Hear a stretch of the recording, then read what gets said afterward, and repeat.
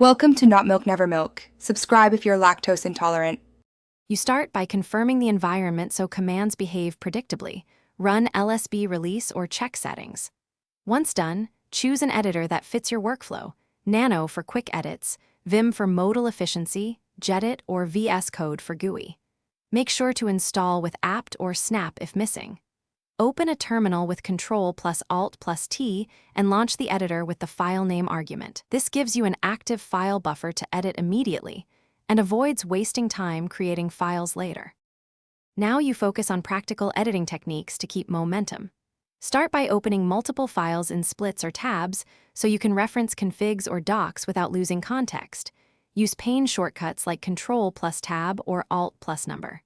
Once in a file, run search, then replace with Ctrl+F and Ctrl+H. Enable rejects when you need pattern changes. Make sure to leverage undo/redo, autosave, and editor-specific shortcuts. These reduce mistakes and speed up repetitive edits. Finally, you wrap up edits and verify results.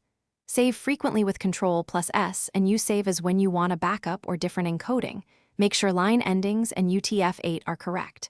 To execute scripts, set executable permission with chmod+X and run from terminal, or use the editor's integrated run feature for code.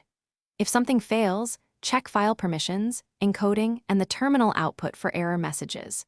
If needed, reopen the file in a simpler editor to isolate encoding or formatting issues. Thanks for watching. If this was helpful, leave a like and consider subscribing. See you next time.